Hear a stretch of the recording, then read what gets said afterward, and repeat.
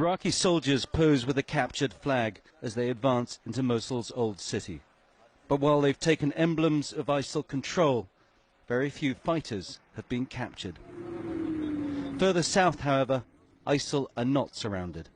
The front line near Hawija is constantly under attack as ISIL launch offensives against the city of Kirkuk.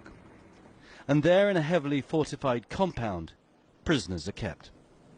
Throughout this conflict, it's been very difficult to know what's going on in the minds of ISIL fighters.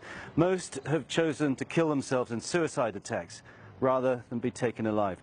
But we've come down to the city of Kirkuk to speak to one ISIL fighter who's been taken alive by the Peshmerga forces. The commander of Kirkuk's security forces has paid a heavy price in the fight against the militants. These are the friends who died in the fighting, comrades in arms, and even his own brother. As ISIL's control of Mosul has been strangled, the fighters have moved down to the south, where they're growing in strength. ISIL has become stronger, not weaker.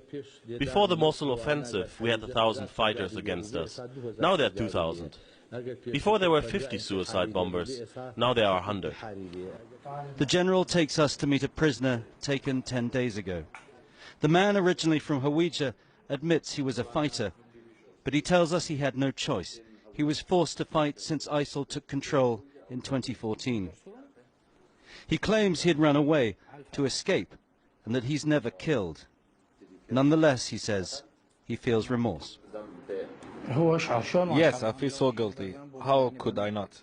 I feel remorse and responsibility for what I did. I left them when I saw what they are doing. They don't have forgiveness. They were killing the old people. They killed the kids. They killed the women.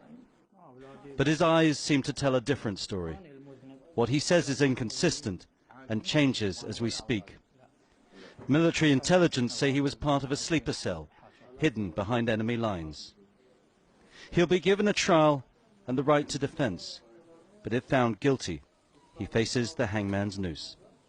Tony Cheng, CGTN, Kirkuk, Iraq.